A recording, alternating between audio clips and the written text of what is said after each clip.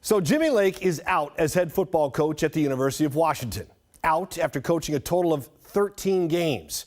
Interesting that a university, like many others during the pandemic-ridden 2020 fiscal year, that was forced to cut athletic department salaries by 17% to save $8 million, is willing and can afford a year later to pay Lake nearly $10 million to go away. It speaks volumes to just how important a successful football program is to a university's athletic department. The Seahawks once paid a head coach $12 million to disappear after just 16 games. But the Seahawks are a member of the NFL, the richest, most successful league on the planet. Absorbing that type of financial hit is sometimes part and parcel as a member of that league. So it begs the question, how can Washington afford to dump $10 million to get rid of a coach? Maybe the more accurate question is, how can they afford not to write that check? It's a big one, but not the biggest when it comes to firing a college head coach. In 2009, Notre Dame paid Charlie Weis $18.9 million to take a walk. Just last year, South Carolina coughed up $13 million to end its relationship with Will Muschamp. The school claims it would have lost millions more if they would have retained Muschamp. It seems UW subscribes to that same reasoning.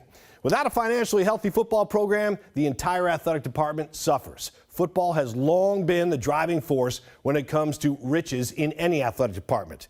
It has to make money to support the other programs. With the resurgence of the football programs, the Pac-12, like Oregon State, Arizona State, and others, Washington cannot afford to slip further down the conference ladder. Firing a coach is a two-step process. The first step is easier than the second. Sure, that initial step stings in the coffers, but if you don't get the next step right, hiring a coach, that sting becomes more of a bite and not that of a mosquito. Think great white. So as UW Athletic Director Jen Cohen wades into those waters, she has to get it right. She swung and missed with Lake and can't afford another whiff. I'll say this, I give Cohen credit for her willingness to realize her mistake and move on rather than wallow in that decision for another season or two. Whether it's the athletic department of a major university, the coffee shop down the street, or all the businesses in between, we've all been around and worked with bad hires and wondered, how did this person get the job? And how long before management realizes its mistake and moves on? Washington boosters and fans, maybe even its coaches and players, aren't asking those questions today.